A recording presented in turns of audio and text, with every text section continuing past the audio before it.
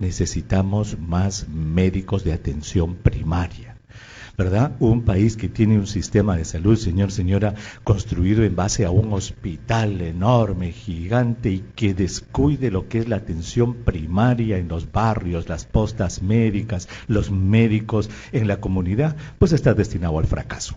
No puede funcionar. Tenemos que salir de ese esquema antiguo de que el hospital es el centro de todo y si no hay hospital no hay nada. No, necesitamos médicos en la comunidad.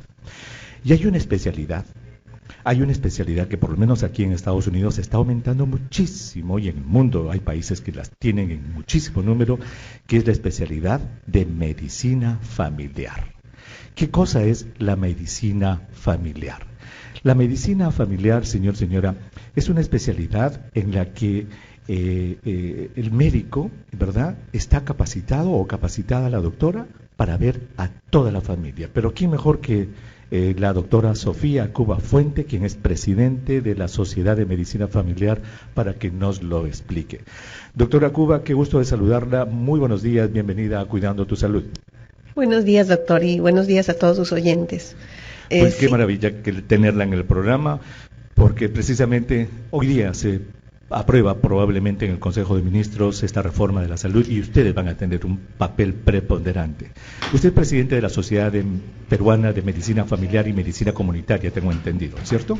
Sí, tenemos una sociedad científica, al igual que las otras especialidades, que reúne a los médicos especialistas en medicina familiar y comunitaria, los médicos familiares o médicos especialistas en medicina familiar y comunitaria. Somos médicos que nos hemos entrenado en el país durante 3 años para justamente hacer lo que usted estaba mencionando, atender las necesidades de la población en el seno de la comunidad, más cercanos a donde están, y que utilizamos un enfoque no centrado en la enfermedad, sino centrado en la persona, y no centrado solo en eso, sino también en entender la dolencia.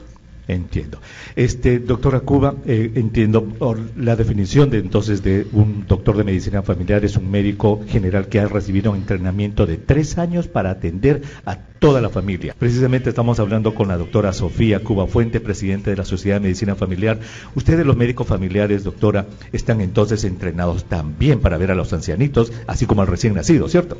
Sí, atendemos todos los grupos etarios y tratamos de ver a cada persona en el contexto, ¿no? Y su contexto inicial, en la mayor parte de personas, es su familia, ¿no? Así es.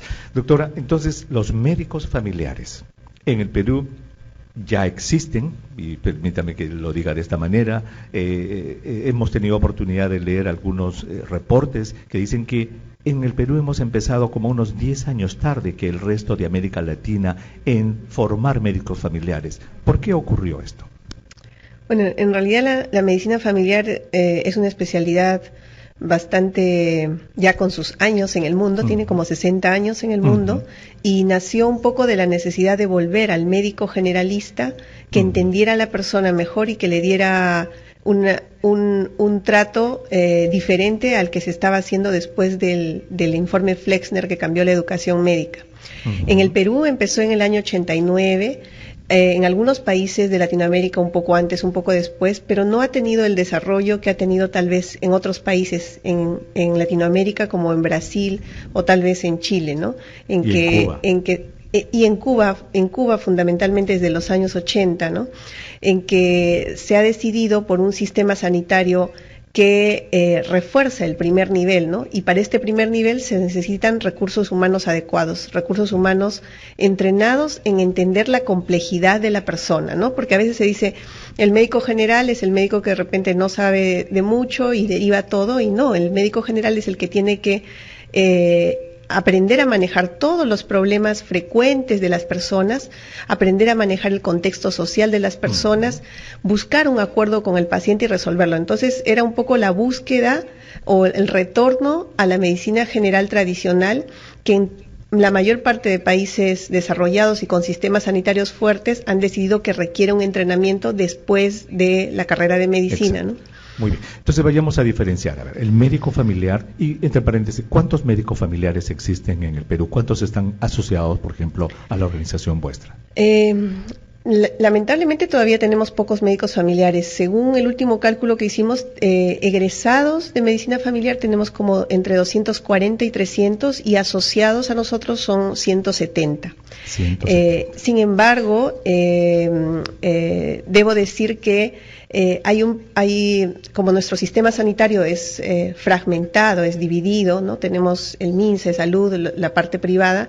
En la formación también pasa esto, ¿no? Que desde hace algunos años el Ministerio de Salud y las universidades han empezado a entrenar mayor número a médicos familiares, pero luego cuando tienen que egresar estos médicos, no generan las plazas específicas para ellos, ¿no? Entonces hay un porcentaje que luego opta por una segunda especialidad, habiendo sido entrenado 3 años justo en lo que más necesitan las personas, que es un médico que los comprenda, que maneje la mayor parte de sus problemas y que los acompañe a lo largo de su vida, ¿no? Exacto. Estamos en vísperas de que se apruebe esta reforma de la salud que va a tener, digamos, como base fundamental la atención primaria, y allí los médicos de familia tendrían que cumplir un papel muy importante. ¿Ha habido algún acercamiento del Ministerio de Salud hacia la organización vuestra para decidir a mayor colaboración? Bueno, el Ministerio de Salud está haciendo esfuerzos, como se ha hecho en otras partes del mundo, en que los médicos que trabajan en el primer nivel tengan algún entrenamiento relacionado a medicina familiar. En algún momento le han denominado este entrenamiento Profam, en el que se les daba un diplomado de 6 meses a los médicos que ya trabajan en el primer nivel y no han hecho la especialidad, ¿no? Esto se ha dado en muchos lugares del mundo, ¿no? Sin embargo, es importante recalcar que el entrenamiento es importante, pero también que el sistema tiene que garantizar recursos adecuados para que ese profesional vuelque todos sus conocimientos en favor de las personas, ¿no? Exacto, y entonces, sobre todo que hayan plazas de trabajo, porque ¿de qué vale formar un doctor joven, una doctora joven, entra a su programa de residencia, se quema las pestañas, como se dice, estudiando 3 años para que pueda atender al bebito, al niño, al adolescente, a la mamá, para que sepa atender parto, para que sepa hacer cirugía menor, para que atienda al viejito, es decir, a toda la familia? Resulta que cuando sale graduado no tiene dónde trabajar porque no hay plazas de trabajo. Por eso me refería si había habido algún acercamiento entre este nuevo ministerio, este nuevo plan que tiene el ministerio y la Sociedad Peruana de Medicina Familiar. Doctora, quisiera hacerle una pregunta para la claridad de nuestros oyentes. ¿En qué se diferencia el trabajo de un doctor de medicina familiar, que acabamos de definirlo como el médico general que estudia 3 años y atiende a toda la familia, del médico general y del médico de medicina interna? ¿Cuáles son las diferencias? Bueno, en esencia, el médico familiar es un generalista, ¿no? Y el médico general es un generalista, ¿no? Sin embargo, a través de los años y por la complejidad que va adquiriendo el sistema sanitario y porque las personas somos complejas, se ha definido que algunas competencias del médico generalista no pueden ser dadas en pregrado. Por ejemplo, nuestros pregrados, nuestros años de estudio universitarios son muy centrados en la parte hospitalaria. Entonces los médicos salen a veces sabiendo todos los criterios para diagnosticar lupus, que es una enfermedad poco frecuente, pero no saben manejar bien una faringitis con todos los criterios que hay y cuándo dar antibióticos y cuándo no, lo hacen empíricamente, ¿no? Y por otro lado hay competencias esenciales de los generalistas que incluyen a los médicos familiares, como la comunicación, como la promoción, como la prevención. Y estas cosas no pueden ser dadas para lograr las competencias necesarias solo en el pregrado. Eso lo han determinado muchos colegios médicos del Reino Unido, de Canadá, de Europa, en que la formación de pregrado no es suficiente para garantizar eso, ¿no? Al igual que un médico durante los años de carrera y probablemente en el internado hace alguna rotación en cirugía, pero nadie podría decir que es competente, por ejemplo, para operar un apéndice, una apendicectomía o hacer una cesárea si no recibe un entrenamiento especial después. La atención del 80% de los problemas de las personas requiere ese entrenamiento. Entonces, el médico general es el médico que termina la universidad y ya de frente abre su consultorio y está capacitado para hacer muchísimas cosas en la comunidad. El médico de medicina familiar, del que estamos hablando, ustedes estudian 3 años más para especializarse en la atención de la familia. Y el médico de medicina interna, entonces es el médico que estudia los problemas del adulto solamente, ¿cierto? Sí, en general también depende un poco del sistema sanitario, ¿no? En Estados Unidos, por ejemplo, ejemplo, los internistas suelen hacer labor también de médicos de primer nivel, o sea, pueden ser el primer médico que ve el adulto y también los médicos familiares, pero por ejemplo, en Canadá y en otros países como Holanda, el médico de primer contacto es el médico familiar. Y tanto el internista, el pediatra, el ginecólogo están en el segundo nivel, atendiendo a los pacientes adultos, en el caso del internista, pero hospitalizados, ¿no? En Estados Unidos se da un mix porque también atienden en consulta. Pero en general, podría ser que el médico internista también funcione como un generalista de adultos y a veces de adultos mayores, aunque el geriatra es el que adopta eso. En nuestro caso, atendemos a todos los grupos etarios en todos los problemas frecuentes. Somos expertos en los problemas frecuentes, en manejarlos, resolverlos y acompañar al paciente durante ese proceso. Exacto, pero lo que me ha gustado y creo que nuestros oyentes están apreciando es de que la educación del médico, no solamente en el Perú, sino en muchos países, incluyendo acá en los Estados Unidos, está demasiado centrada en el hospital.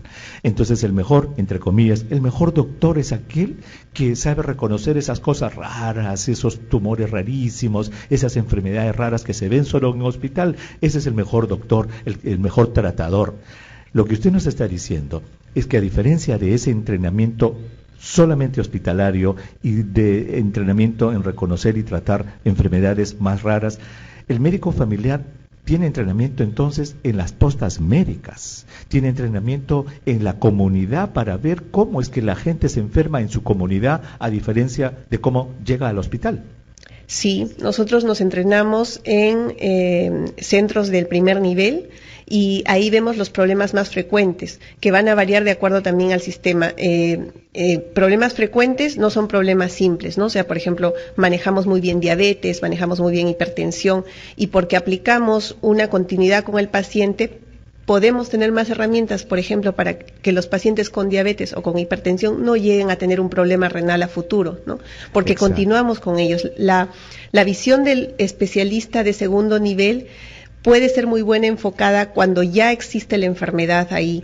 Y nuestra visión tiene que ver con manejar los problemas que están ahí y evitar los que van a aparecer a futuro. Exacto, yo creo que es importante que nuestros oyentes entiendan entonces que una cosa es el problema biológico de una enfermedad, por ejemplo, un tipo de cáncer, un tipo de presión arterial, un tipo de enfermedad del sistema autoinmune, y estudiar la biología y el tratamiento de ese caso a entender que la enfermedad que se presenta en la comunidad depende de otras cosas, por ejemplo, los factores geográficos, nutricionales, incluso del clima, sociales, culturales, religiosos, del comportamiento de la persona, económicos, históricos, políticos y tecnológicos. O sea, la enfermedad, esto que creo que es importantísimo recalcarlo, no solamente es que a alguien le apareció un tumor o a alguien el riñón no le funciona, sino que la enfermedad, y me encanta eso de la medicina familiar, lo ve en un contexto social general. Sí, y bueno, lo otro que quería agregar es que muchos de los problemas que vemos en el primer nivel no llegan a ser enfermedades, ¿no? O sea, seguramente los médicos que practican el primer nivel, si les digo esto, les suena muy común. O sea, vienen muchos pacientes porque dicen, me quema la planta de los pies, o tengo un dolor específico en unas... Y entonces, si ese paciente llega directamente a un especialista, por ejemplo, a un nefrólogo, de repente, de alguna forma va a intentar buscarle algo en los riñones, porque en eso está entrenado, ¿no? O si llega a un neurólogo, de repente le va a buscar una neuropatía periférica, porque en eso está entrenado. Pero muchos de esos problemas son autolimitados. Exacto. Y hemos dialogado, ya nos definió que el médico familiar es un doctor que estudia 3 años para atender a toda la familia, desde el niñito hasta el abuelito, y que pues lamentablemente no hay puestos de trabajo adecuados para muchos de estos doctores que salen, que solamente hay 250, 300 de ellos en todo nuestro país, 175 están afiliados a la organización que ella preside, de tal manera que se necesita un mayor desarrollo de estos doctores. Doctora, ¿cuántos centros de formación de especialidad existen en el Perú para formar a estos médicos familiares? O lo que se llama la residencia. ¿Cuántas residencias en medicina familiar existen en el Perú?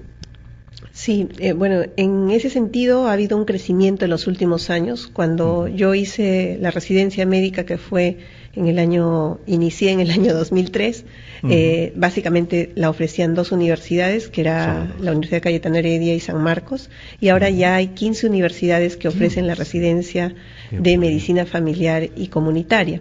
¿Y los muchachos van a las especialidades? ¿Les gusta esta especialidad?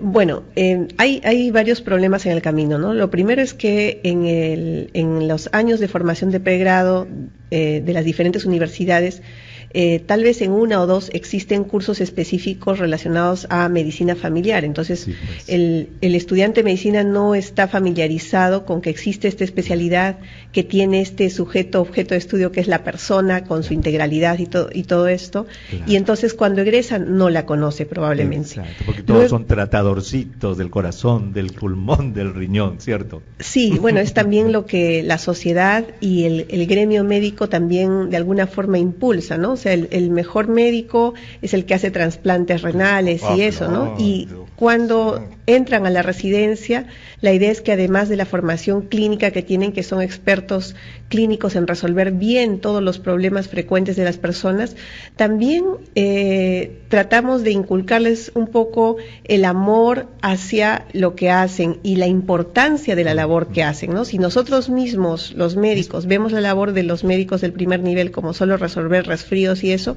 nunca van a cambiar las cosas. La labor de atender a las personas en el seno de la comunidad es tan importante como los trasplantes renales. Correcto. Ahora, siempre hubo lo que se llama el médico de cabecera, ¿cierto? Yo me acuerdo mucho, yo crecí en Chosica y allí mi mamá tenía al doctor León, me acuerdo, que él nos miraba a nosotros, la miraba a ella, él venía a visitar a la familia de al lado donde había una abuelita, es decir, era el médico de cabecera. En esa época no había medicina familiar. ¿Es lo mismo un médico de cabecera de los antiguos a un médico familiar? Bueno, en realidad el médico de familiar es el médico de cabecera de las personas, ¿no? O sea, ajá, es el médico con el que la persona se identifica y sabe que puede acudir a él inclusive cuando no esté enfermo, por una duda en salud, por una preocupación. Correcto. Es el médico de cabecera. En realidad es el médico de cabecera. Lo que pasa es que antes pues se formaban por la práctica, ¿cierto?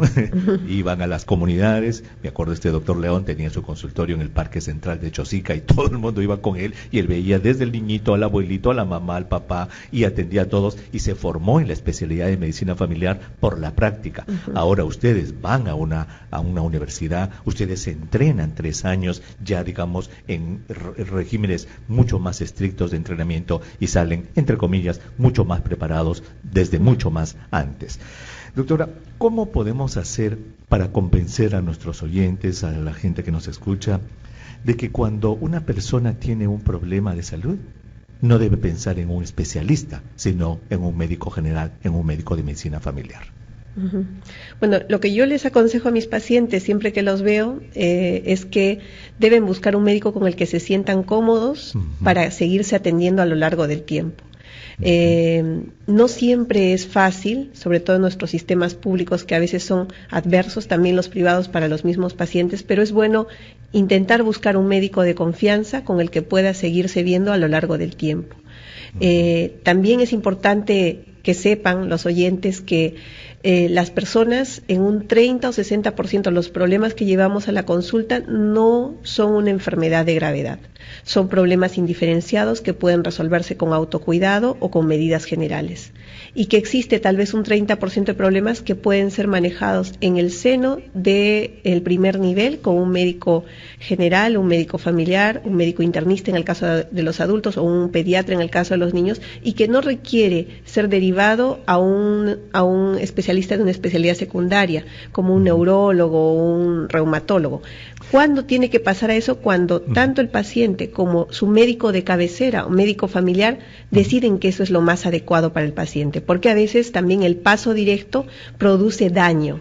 Puede producir exámenes innecesarios, falsos positivos y no se llega a resolver el problema por el que vino la persona. Exacto. ¿Cuántas veces, por ejemplo, esto debe haberlo visto usted tantísimas veces, la persona le duele la cintura y dice, ay Dios mío, me duele la cintura? Entonces, como el público cree, la gente cree de que dolor de cintura es igual a riñones, dice, ay, me duelen los riñones. Entonces se va al especialista de los riñones, llega y paga una consulta de especialista, que generalmente es mucho más, digamos, cara que la consulta del generalista, paga su consulta, le hacen su examen de orina, el doctor le dice, señora, usted no tiene nada en los riñones. ¿Y por qué me duele entonces, doctor? Ah, su problema es de la columna, señora. Y entonces ahora, doctor, ¿qué hago? Pues vaya a ver a un doctor general, a un médico de la columna. Entonces esta persona perdió plata, perdió tiempo. ¿Por qué? Porque en su cabeza pensaba que el dolor de la cintura era igual a dolor de los riñones y se fue con el especialista de los riñones. Si esta persona siguiera su consejo, doctora Cuba, de tener a un médico familiar, a este médico de cabecera, a este médico en su barrio, ¿verdad? Si tuviéramos una posta médica bien desarrollada, y ojalá que esta nueva reforma de la salud le brinde esto a todos los peruanos, de tener una posta pequeñita pero bien equipada en cada barrio, para que allí vaya la persona, pues no tendría necesidad de gastar tanto dinero ni tiempo. Claro, y tiene que ver con que se den las herramientas para ser resolutivo en el nivel, o sea, que estén bien equipados los establecimientos, y tiene también que ver con la capacidad del médico de enganchar con el paciente, de desarrollar relación. Y a veces esos no son características innatas, y por eso es que parte del entrenamiento de la especialidad es justo desarrollar eso, ¿no? Nosotros creemos mucho, y está bastante estudiado, que el médico mismo es el primer medicamento, o sea, el dar calma al paciente, el entenderlo, el mirarlo a los ojos, el comprender el contexto del paciente, ayuda mucho a la resolución de todos los tipos de problemas, sean graves o no. Una queja muy frecuente de nuestros oyentes en los programas de salud, aquí en RPP Noticias, doctora, es que los doctores no les explican a los pacientes qué es lo que tienen, ni en los hospitales cuando los operan, ni en los consultorios médicos a veces, cuando les dan medicamentos. ¿Ustedes en la especialidad de medicina familiar reciben algún tipo de adiestramiento, curso para saber comunicarse con los pacientes? Sí, de hecho la comunicación es una de las características esenciales o las competencias esenciales que debe tener cualquier médico, pero en especial los médicos que atendemos todos los días en primer contacto a los pacientes. Entonces, a lo largo de la residencia, por ejemplo, los residentes que yo entreno, lo que hacemos es que una vez a la semana, por ejemplo, tienen una observación directa de cómo atienden a los pacientes. O sea, el tutor mira cómo atienden a los pacientes y corrige, hace una retroalimentación o un feedback de qué cosas pueden estar mal en la parte solo de comunicación. O sea, a lo largo de la residencia también se entrena cómo manejar bien la enfermedad, cómo encontrar factores de riesgo, cómo dar un tratamiento farmacológico y no farmacológico adecuado. Pero la comunicación es una característica esencial y que necesita ser entrenada porque, como usted dice, muchos médicos la van aprendiendo en el tiempo, la van desarrollando en el tiempo, pero es importante que todos la consigan, ¿no? Y a veces, aunque esté mucho tiempo en un sitio, no la adquiere si no hay esa retroalimentación. Entonces, en la especialidad nos preocupamos de eso, de que haya un lenguaje no verbal adecuado y de que el paciente finalmente sienta cubiertas sus expectativas, que es algo muy importante para que se mejore del problema que lo está trayendo. Así es. En estos 5 minutos que tenemos en este segmento ya para terminar la entrevista, quiero invitar a nuestros oyentes, si usted, señora, tiene alguna pregunta sobre este tema, sobre esta especialidad de medicina familiar, usted está curioso por hacerle alguna pregunta a la doctora Sofía Cuba Fuente, pues los números de RPP Noticias están a su disposición. 212-4100, 212-7165 en Lima, 0813-14-0 en el interior de nuestro país, están listos para usted. Doctora, ¿cómo ve usted el futuro de la medicina familiar en nuestro país? Bueno, yo sueño y espero que sea realidad que los ciudadanos de nuestro país tengan derecho a lo que tienen los ciudadanos de muchas partes del mundo, ¿no? Que es tener un buen sistema sanitario basado en atención primaria y que cada uno tenga derecho a tener su médico de cabecera, su médico de familia, y que la medicina familiar y la atención primaria no sea solo destinada a los sectores más pobres o menos con menos recursos de la sociedad, porque es importante para esos sectores, pero es importante para todos. Solo para poner un ejemplo, el presidente de Estados Unidos, Obama, no tiene un grupo de neurólogos, cardiólogos, reumatólogos que lo ven, tiene médico de familia que atiende en la Casa Blanca, ¿no? Correcto. Todas las personas necesitan un médico que los atienda en forma integral y ese es el médico de familia. Entonces yo espero que a futuro eso suceda en el país. Ojalá. Doctora Sofía Cuba Fuente, muchísimas gracias por haber estado con nosotros en el programa. De verdad que le agradezco mucho que se haya tomado esta mañana para ilustrar a nuestros oyentes acerca de la importancia que tiene la medicina familiar. Muchas gracias por la invitación, doctor. Solo quería aprovechar e invitar a todos los médicos del primer nivel a que participen en nuestro Congreso de Medicina Familiar que se realiza la próxima semana, el 5, 6 y 7 en Cusco. Los invitamos, todos estamos luchando por un mejor sistema sanitario y una mejor atención para nuestros pacientes. Qué lindo, pues lo felicito y qué envidia, me encantaría estar en el Cusco. Gracias, doctora Cuba. Mucha suerte en su Congreso. Gracias.